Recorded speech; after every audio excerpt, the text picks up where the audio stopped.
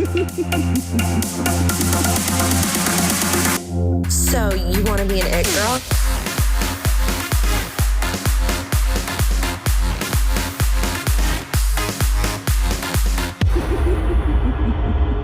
Welcome back to the podcast. Today we are joined by Lauren's latest. Again, Lauren, welcome back to the podcast. Thanks for having me. Oh my gosh, of course we are kind of like on a little like, you know, I feel like you are a resident gossip what can I guest. Say? I love it. I love that for me too. No, I really love it too. I love it for us. Yeah, no, it's good.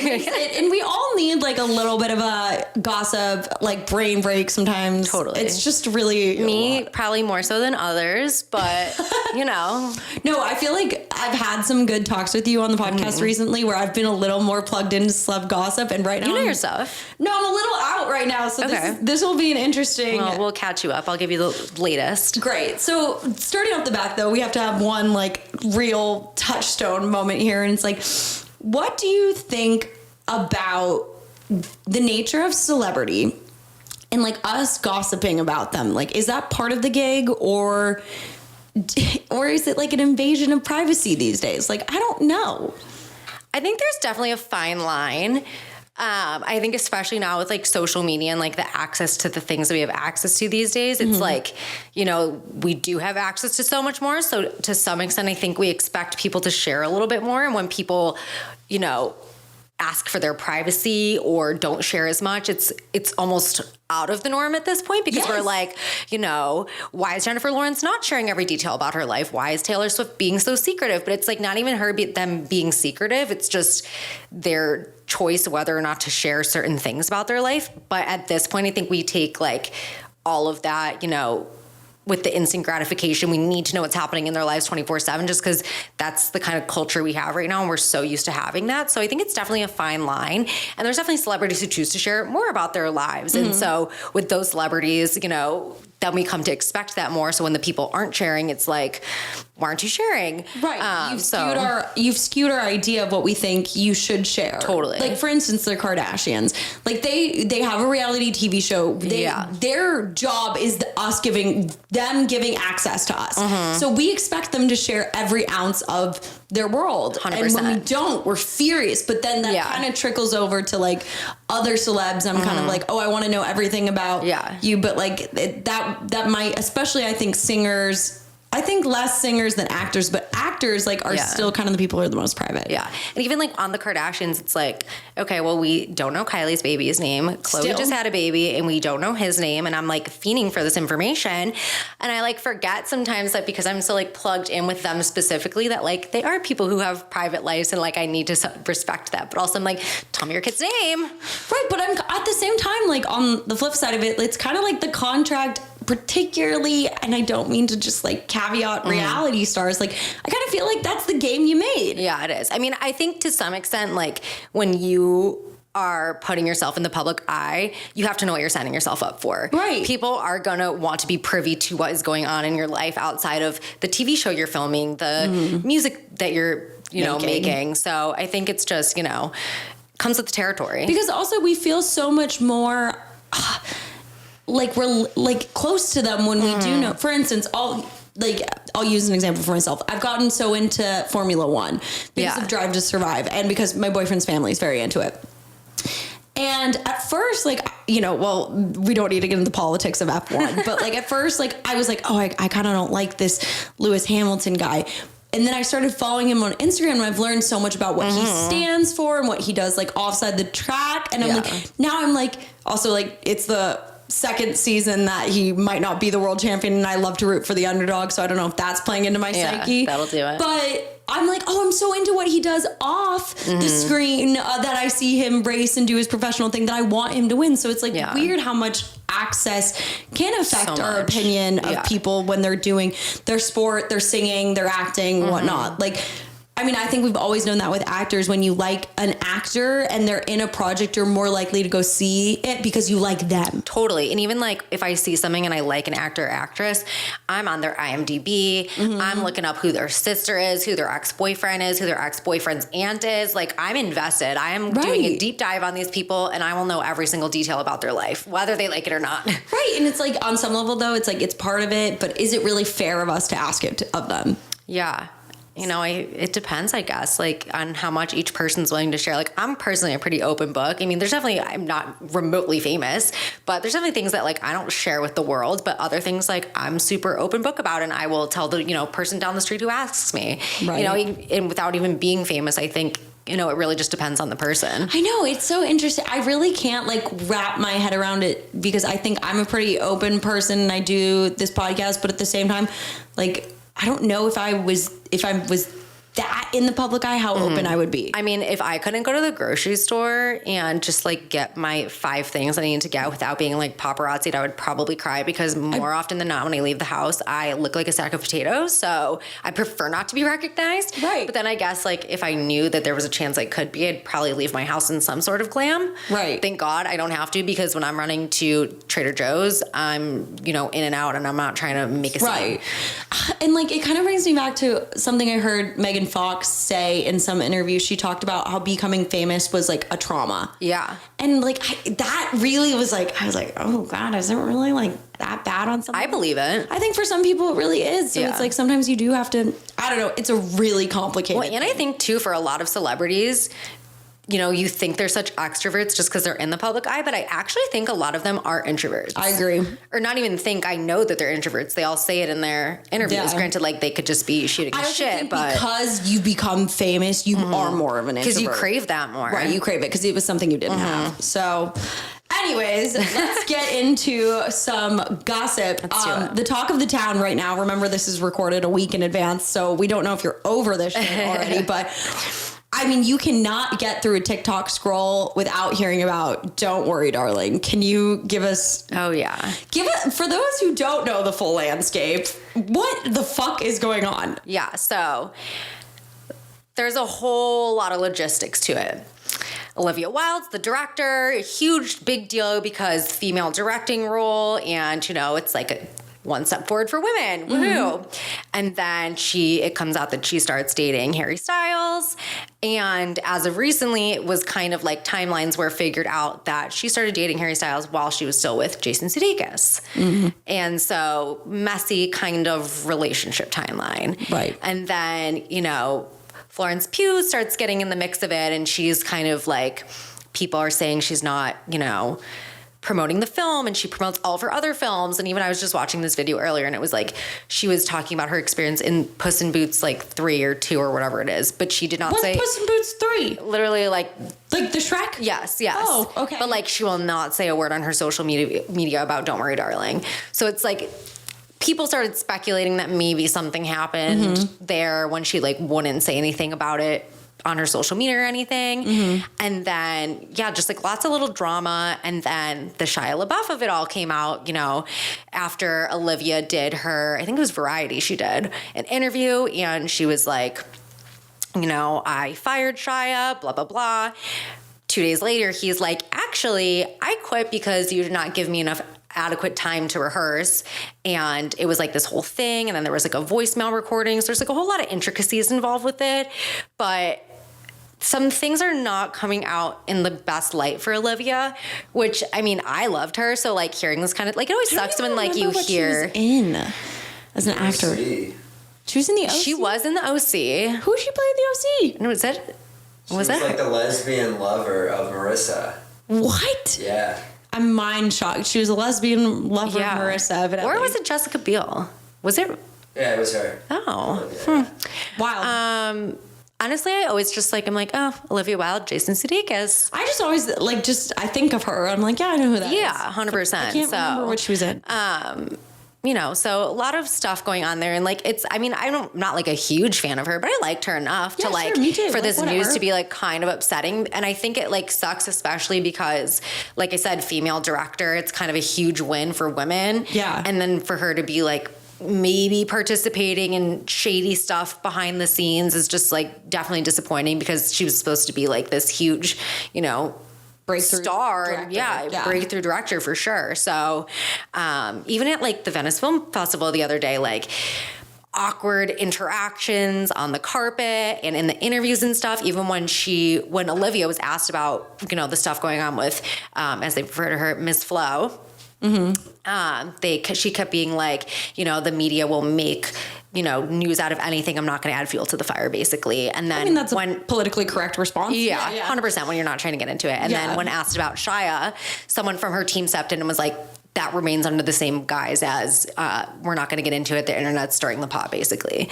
So it's really complicated. I don't know. Yeah. But I mean, I think that it has, like, this movie has such a huge fanfare because of the Harry Styles of it all. You know, people die for Harry Styles. So, I mean, I was definitely interested in seeing the movie before. I would love to go see the movie now, even more so. Just I think this drama, more or less, is making it more interesting for sure. So I'm very curious to see how this will progress. Yeah, there's so much going on here, and I mean, on all the ends, I have to say I feel that it's unfortunate that it's getting like drama or maybe negative drama talk when it has a female lead who's a really golden starlet actress and a female director who is, you know, a starlet director and actor. I wish this wasn't happening to the entire team. Like, and I feel so bad for the other actors in this film and the crew and whatever. This premiered at Venice and it's like a big deal. And I feel like it's just kind of tainted by all this drama. And I know how hard the actors in this film, the crew worked in, even like, you know, whoever worked on the production side of it as well. And like, I just don't want that to be overshadowed by all this drama. I think it's like a double-edged sword because on one end, it's like making it culturally relevant. Sure. But also on the other end, it's like maybe it's making it relevant for the wrong reasons. Granted, like I said, I wanted to see the film before. I want to see it now still. Maybe more so, maybe not. I don't know, honestly. Like, definitely going to go see the film. But, you know, I guess if it makes people go to the box office, I guess you can't really complain if you're trying to make that money, where the money's coming from. But I mean, it shouldn't overshadow all the hard work that went into the film. Like, there's like, you know, some PA who made $250 a day on this film. Like, their film was in Venice Film Festival. Like, don't discredit their work. Totally. So I'm honestly really excited to see it. I think it'll be good. I think it'll be good. So, you know, Venice Film Festival obviously gets the people chattering about the awards. And like, I'm just amazed at how much TikTok has changed. Like, I mean, I knew about film festivals, but like, even so, not till I was like pursuing an acting career. Yeah. But like, the talk about like awards because of TikTok is crazy. Like, it all started when Austin Butler was in Elvis. Yeah. And, you know, that premiered at Tribeca. That sounds right. Yeah. And gets, you know, huge standing ovation. And TikTok is all over. I feel like TikTok is making the clout film festivals really popular. Even like Top Gun Maverick. Yeah. Like, you know, that scene I could go find on TikTok. We all know the scene. Yes. I could go find on TikTok in 2 seconds. Right. It's probably in my top 3 likes on my TikTok account. So TikTok is making movies cool again when TV has been king for a while. Yeah. I mean, I got the AMC A-list because I'm now seeing movies all the time. Granted, I also work in a profession where movies are part of my daily life. But even inside of that, like, I'm interested enough in movies now to that, like, I'm going to go see them multiple times a week or, you know, multiple times a month at least. Whereas, like, you know, maybe a year ago, 2 years ago, take COVID out of the equation, I would not have done so. Right. TikTok has made us plugged into literal award-winning films or contenders chatter. Yeah. Which is crazy for me to think about. You know, 360 pivot, though, from, you know, movie gossip and whatnot and chatter. What's going on with the Free Britney? Free Britney. So she's been freed of her conservatorship. She got married a few months ago. Paris Hilton DJ'd the wedding and stuff. Yeah, I mean, that was a star. Preparing for Joe Biden's. Yeah, I mean, you got to be pretty important if you're turning down the president of the United States. I mean, to be honest, like, I probably would have. Like, Britney and Paris, like, come on. Yeah. Yeah, I mean, name a more iconic duo. Exactly. But yeah, so that was a star-studded wedding. Axe had crashed the wedding. He got arrested. He got in real big trouble for that. And then since then, she's been all over Instagram, and people I think had a lot to say about it just because she started posting more freely about stuff. And at the same token, it's like, but we gave her this freedom. She wanted it back. We gave it to her. We can't really be complaining about the things that she's posting when like this is what she's been asking for. And then, just lots of stuff coming out of her parents. And then most recently, like Kevin Federline, her ex-husband, had released video footage that one of her sons had taken of her parenting. And honestly, if you listen to the video, she's like, you need to put your shoes on to go into the ice cream shop or you're not getting ice cream. And it's like, the video's not, I'm not a parent, but I would imagine that like, as a parent, you want your kids to listen to you. You want your kids to put shoes on when going into public places. Right. She wasn't being crazy or like asking these like ridiculous things of them. Like, if you want ice cream, you will behave in a public place, put your shoes on, also listen to your mother. Right. And like he videoed it obviously for like a malicious intent, or not obviously, but I mean, it clearly he was like upset. He was like trying to catch her doing something. And in my opinion, she was just being a parent. Right. Put it out there, trying to use it against her in some way, shape, or form. And then, they're just like back and forth. And then K-Fed did 60 Minutes Australia yesterday and goes on and says he had nothing to do with the conservatorship, which, I mean, honestly, aside from them having, kids together, he really doesn't have much to do with her these days anymore. Right. But the kids like want nothing to do with her, haven't seen her in months or really spoken to her. To be fair, they don't love seeing their mom post salacious content on the internet. I think that's fair of any kid. But, they just like talk really ill of her. They praise their grandfather, Jamie. Like, oh God. He loves her so much. He knew what he was doing. I love my grandfather. I look up to him, like all this stuff. And I think even Jaden was saying that he was like, I was favored over Preston.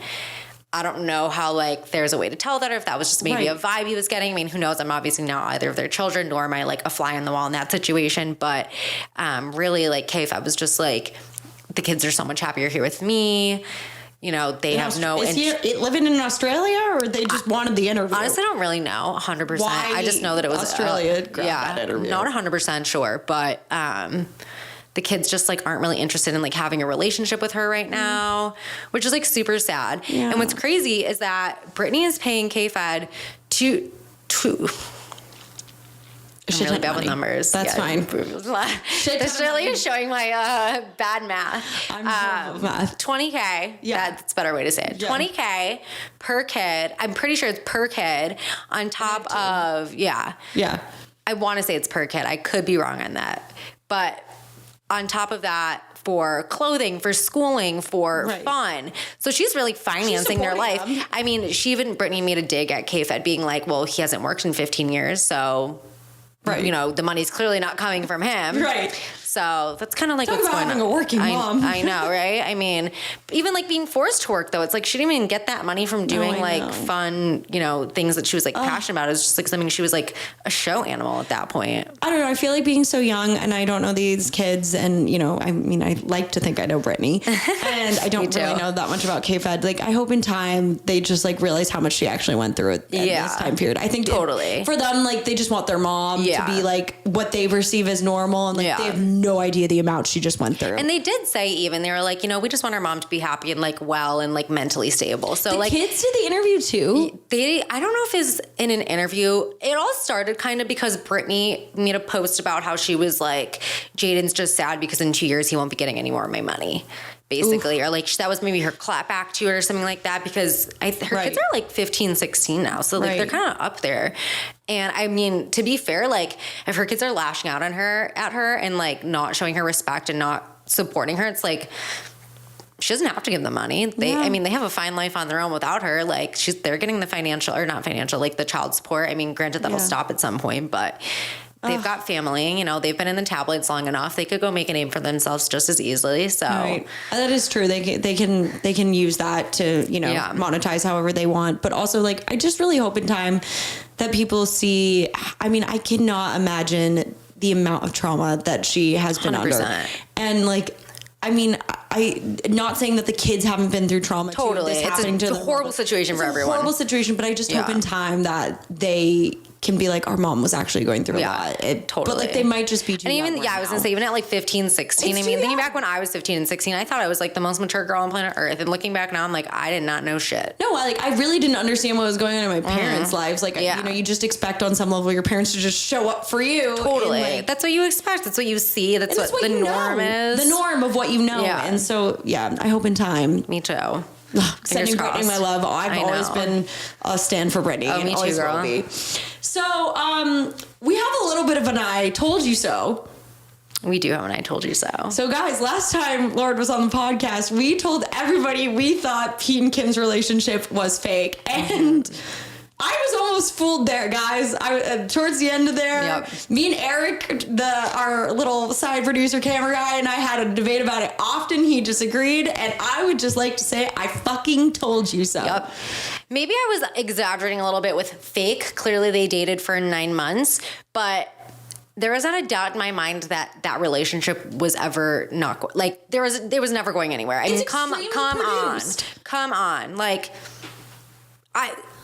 you know Britney, I know Kim, or at least like to think I do, but like in another life, me and her were maybe sisters, probably best friends, something of the sort. There's no. Do I think that she had fun with him? Yes. Do I think he's a really great guy? Yes. Do I think that he is her soulmate? No way. Absolutely not. I know my girl. Nothing against Pete. That's just not her soulmate. I just don't really know who can match Kim Kardashian. Literally no one. Like literally no one. I mean, the bar is really fucking high. Yeah. Like, totally. It's just too high. It's 100%. Just too high. See, this is my theory on this. And I will give it this whole relationship, if we're calling it that, has made me really like Pete Davidson more. So, you know what? It fucking worked on me. I'll keep my opinions about Pete to myself. Okay, so I was never a Pete fan before, though. So it's not like I was never like, I guess I just don't really see the hype. Like, people like thirst over him, and I'm just like, it doesn't really. And then he started dating my favorite person on planet Earth, and I'm like, I literally felt like my mom was like getting into a new relationship and like leaving me in the dust. That's so funny. I thought that the relationship was like kind of a, you know, like a, not political setup because they're not in politics, but like a political for like a headline. A headline relationship. Like it was kind of just like, oh, we could both use a good press. I think he used like not used in a bad way, but used his relationship to kind of get up SNL with a good transition with a lot of hype and clout under him. And I think she used that to get off of the relationship with Kanye in a really striking direction. We all know that the format of having like a rocker boyfriend is kind of hot. Yeah, especially within their family. In their family, you know, whatnot. So like, and then I thought maybe, okay, at some point, like they're kind of a little into each other. Yeah. Like, you know, like maybe, you know, they're doing it a little or whatnot. Yeah. Who knows? But like, then when they broke up, I was like, who knows what their actual intent behind their relationship was. But all I have to say is I want Kim to be happy. Don't get me wrong. I don't really want her to be that happy with Pete. Love you, Kim, but like, I'm sorry, that is not who I see you with. My ship is not out at sea for you guys. Like, I don't want this girl to have the most fun. I think she deserves it. Honestly, like, people can say whatever they want about her. I have the utmost respect for her. Like, she is a boss woman. She has so many things going for her, so many businesses, all these children. She's built such like a legacy. Honestly, like at this point, she doesn't even need a man. Like, she's got so much other stuff going on. I'm like, girl, you do you. Why do you want to date? Yeah, honestly. I mean, nobody needs anything. But like at the same time, I'm just like, I don't really know if like... Literally no one can compare. If she wants loves, I want her to be happy and like she'll find it at some point if she wants it. But like, I don't. However, I will say it's very on brand. It's off brand for Kim to have dated Pete. Very on brand for Pete to have dated Kim because Pete dates the most eligible bachelorettes. That's true. Like, I never thought about that. Phoebe Jennifer, Ariana Grande. Like, he's with. Who's his PR? I know, hook me up. But no, he's like his Raya. Don't literally. That's hysterical. Well, okay. So, and another talk about, you know, parents breaking up or whatnot. What is going on with Addison Rae's parents? Yikes. My heart like goes out to this girl. Like here she was this little girl from Louisiana who just made it for her whole fucking family and they are acting ridiculous. They're acting like fools. Yeah. If I was Addison and like being in journalism, like I don't always like to interject too much of my opinion, but I have very strong opinions about this. It's just like, be parents.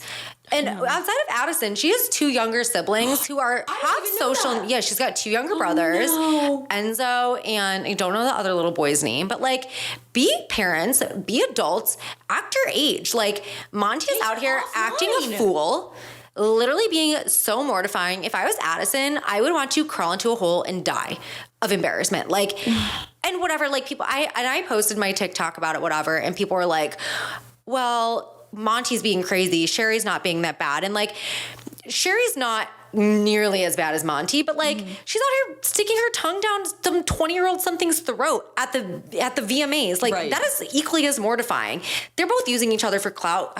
Sherry and Monty are both riding Addison's coattails. Right. Like, Addison honestly had a lot going for her. She was dancing, singing. I mean, 100% she still does, but it's just like, she is so talented, and her parents are literally doing nothing but just like bringing her name into media where it doesn't need to be. Headlines where like her name should not be involved. I mean, like, and then Young Gravy's like doing interviews where he's like, well, I think that Addison, I'm like, you don't know how Addison feels. You're not her stepfather. You are not much older than her. Chill out. Do not be speaking on her behalf. Granted, like, I'm not speaking on her behalf. I'm just imagining how she might feel. But like, how her parents are behaving is like abhorrent to me. Absolutely disgusting. Yeah, the part that really bothers me the most is that I feel like she really made this way for her family, and they're using the platforms and the ways that she paid for them. Like, they would have no leg to stand on if it wasn't for her. They would not be out here doing any of this stuff. The fact that Monty wrote a diss track, and he is, you know, 40. No, not at all. But like, it's just like, you know, the TikTok thing that they do. Yeah. But it's just like, do you have nothing better to do with your time than sit down and write a song? I mean, I can't help but think loser behavior. Telling them to do this kind of crap, though. I cannot imagine a PR team that would recommend any of this behavior. I don't know. I feel like there's some clickbaitiness in it. Yeah, I mean, there definitely is. It's just honestly mortifying. Like, be an adult, act your age, be a parent, protect your children. Like, poor Addison. Poor Addison. And poor the brothers. I feel so bad for them. I just feel like this whole thing should have been an offline thing. Totally. And people were still going to talk about it, but we could have just let the rumor mill run, and we could have just kept it offline. Yeah. So Vanessa Bryant just finally closed her court case? Yeah, so settled her court case. Yeah. So Vanessa Bryant had sued the LA County Fire Department and the LA County Police Department. Basically, a bunch of the people who arrived at the crime scene, or not crime scene, the crash, took pictures on like their personal devices of the crash scene. This is so fucked up. So, and it's like, if you know anything about the case, like, I won't get into details of it, but like, it was really gruesome. Like, again, not going to get into details, but like gruesome stuff. And this is a legendary athlete and his child, and other people as well who are there with them. And to have like the insensitivity to whip out your phone and take a picture because it was Kobe Bryant, that is disgusting. I mean, to do it to anyone. Yeah. And then like on top of it, somebody, so you can like show that photo later too. Like, yeah. So they were like, I guess these people had been going around and kind of like showing the pictures. How did they find out? It was just within them, like the fire people and they were showing it. Yeah, they were showing it to family and friends at like social gatherings. Like the Bryant family found out. I don't know 100% how they found out. I mean, I'm just probably rumor mill. I don't know, but like, had to be like, this is fucked up. Yeah, 100%. And I mean, her biggest fear was just that these images were going to get out. And beyond that, it's just like, that's something that she has to relive. I mean, her daughter and her husband died tragically. She doesn't need to relive this over and over again. She's probably going to think about it every day for the rest of her life. She doesn't need photo evidence of it. Out too. Yeah. And so she had sued them. She really just like did not want these images going around. Also, it's just like human decency, 100%. Yeah. And so she ended up winning $16 million. And the other family who was involved in the crash, the husband, ended up winning $15 million. Good. Yeah. So it was a long court. Where's this money coming from? Probably, and the TikTok I made about that blew up. It has probably like 2 million views right now. Fuck yeah. That is probably the number one question that people are asking me is, where is this money coming from? Like, is it a county fire department this is coming from? So a lot of people were like, I'm not involved enough in the law and like logistics of, you know, government and stuff like that to know. A lot of people were commenting saying, this is our taxpayer dollars. A lot of people were commenting saying, it might be, honestly, if it's my taxpayer dollars, take it, Vanessa. She does not need it. But it's like just the fact that like people went out of their way to disrespect her. Take all the money you want from out of my taxes. I do not care. The whole family. Like all the families. Yeah, and it's not like people are like, well, she doesn't need that money. She doesn't deserve it. I'm like, well, she didn't deserve for her husband and her child to die either. And she took all that money and put it back into their foundation that they have, the Mamba and Mambasita Foundation. She put it into charity. Yeah. Oh boy. All 16 million. Yeah. Okay. Like, so it's like, say whatever you want about it, whether it's coming from taxpayer dollars or, you know, she has all the money in the world. It's like, there's a principle involved. Mm-hmm. She didn't need the money. No, people wronged her and she deserved to be compensated for. Yeah. In whatever way, shape, or form. Agreed. So, I mean, honestly, I'm really happy for her. You know, they deserve it. They went through such a tragedy, and no amount of money is ever going to make up for that. No, agreed. That's not, yeah. Mm-hmm. Sending good thoughts to everybody in the Bryant family. It's just so tragic. It's so tragic. Ugh. On a different note, I feel weird pivoting from that one. I know. Just but swivel. Justin Bieber suspends his tour again. Yes, yet again. So a few months ago, he postponed his tour due to Ramsay Hunt syndrome. Half of his face was paralyzed. We don't know how he got it, do we? I don't know how you get it. We don't know. No, okay. I'm not a doctor, unfortunately. I thank God for that because I do not have the stomach for it. Do not have the stomach for it. But half of his face was numb, and he posted like videos of it. It was like all like sagging and stuff. Mm-hmm. I mean, honestly, between him and Hailey, they've had some like really scary bad cards dealt with like healthcare recently. Right. But yeah, so he had Ramsay Hunt, suspended his tour so he could like get better. I think makes a lot of sense. Yeah. And I think there's also some mental stuff in there as well for him when that went down. Too, when you're mentally totally stressed or like under pressure. And it's been known that he has, you know, mental health issues. Again, becoming famous can be traumatic. Totally. Yeah. And then he went back on the European leg of his tour. Mm-hmm. He did 6 shows. He doesn't have the Ramsay. He recovered, so he got basically probably still exhausted. Yeah, he got the okay from his doctors. He got the okay from his team. Whatever. He went forward with the tour in Europe. Uh-huh. He played Rock in Rio, something like that, in Brazil. Sounds about right. And Brazil. Basically, like came off stage and was just like, that took everything out of me. I gave it all I had. He was like, I've been exhausted. Like I've never been exhausted before. And basically, that was just his cue that he's like, I got to take a break. Show's done for now. I'm proud of him. Yeah. It really sucks. Like, imagine being that, like, you know, fan in the stands who's like, you don't get to see Justin Bieber. But, like, honestly, we forget that these people are people. And, like, if he's mentally unwell, I think is same, if not worse, is physically unwell sometimes. Right. It's like that people who don't have mental illness don't know the toll that it takes on you.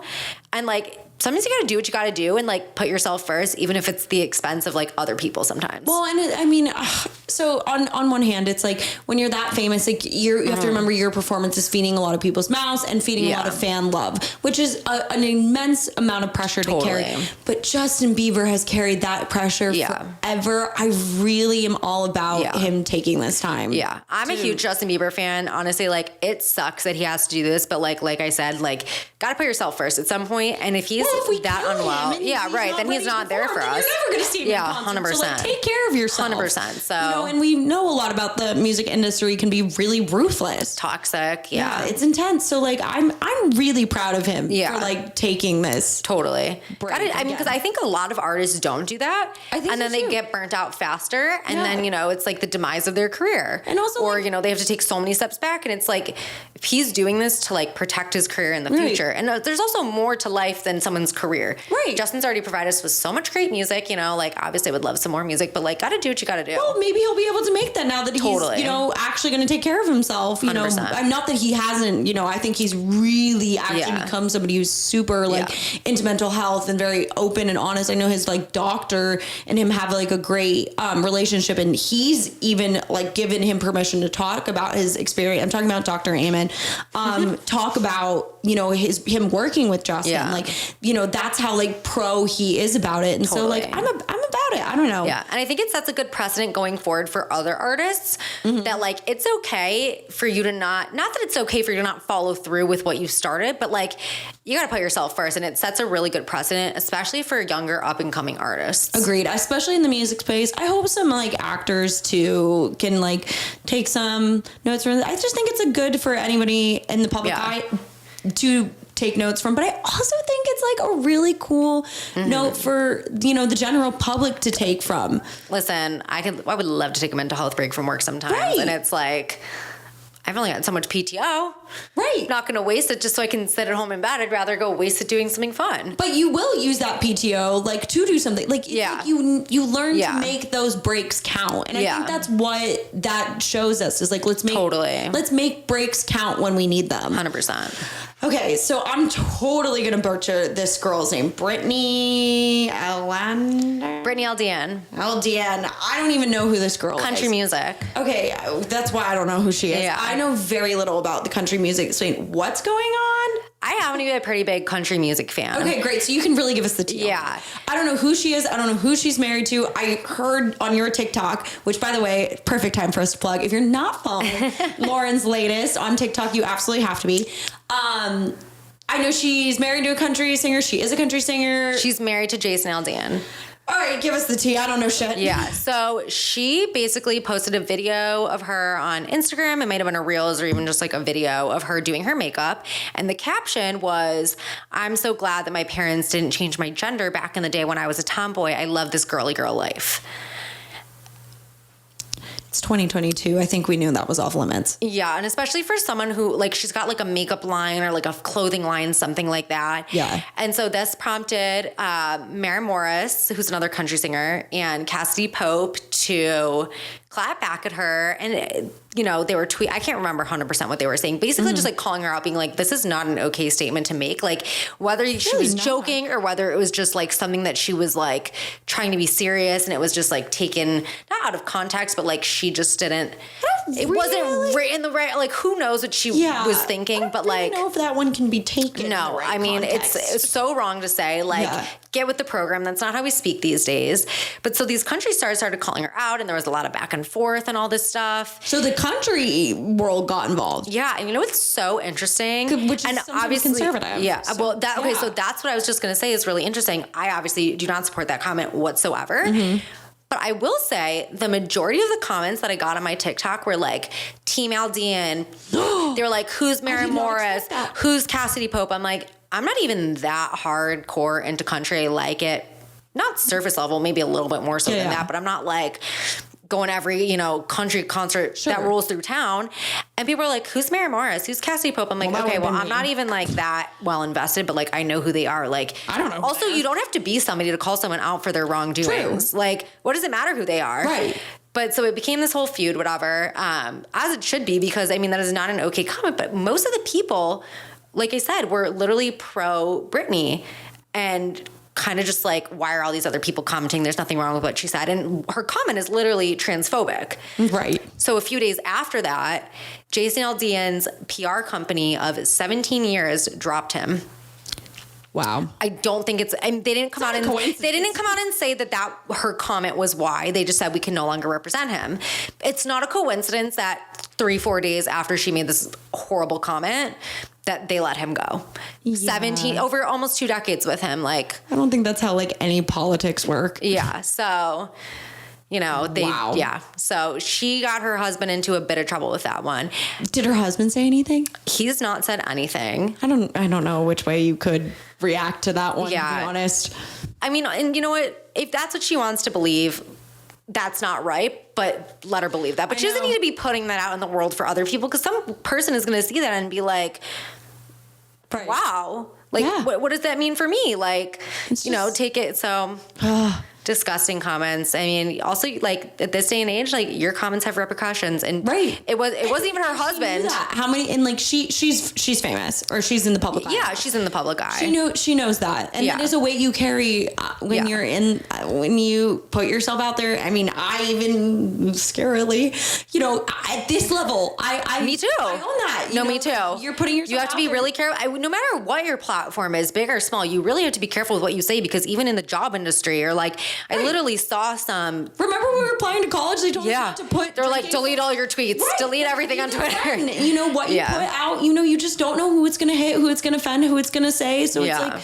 Yeah. You got to be careful. No matter what you believe, it's just like, sometimes just like keep that to yourself. Like, not that I agree with what she said whatsoever, but at all, but it's just like if you want to believe that, you believe that, but you do not need to be spitting that out into 100%. Yeah, you do not need to be spitting it out into the world. That's not your grace to say. Right.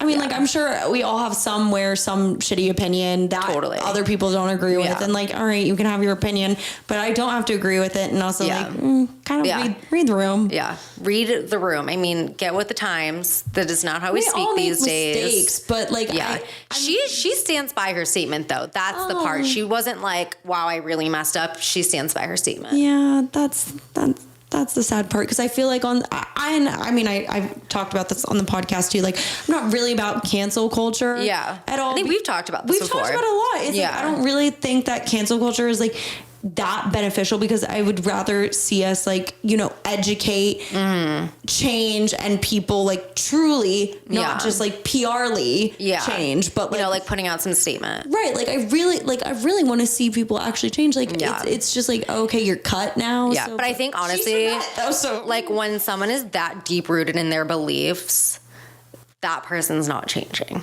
Yeah. As much as we want them to, like, they are so stuck in their ways. I don't even think there's a way to, like, you know, make headway with that person. They're so stuck in their ways that, like, I mean, I can always hope that people will change for the better. Of course. We can also be traditionally speaking, though, it's like, if I'm not seeing much change within people whose beliefs are so strong that, like, even after they mess up and they're called out, they're still not willing to change their views. Yeah, agreed. And that kind of brings us to, honestly, a lot that you do online is the amount that TikTok has really changed. Yeah. Celebrity gossip culture. Yeah. Like, I mean, it used to be all e-news. Yeah. Now e-news like doesn't even exist. It doesn't. No, right? They got rid of pretty much all their shows. So like TikTok has become the gossip mill of celebrity gossip. It's crazy because I remember thinking about when we were kids, like there was Paris Hilton. Yeah. Now anybody can be Paris Hilton. Yeah.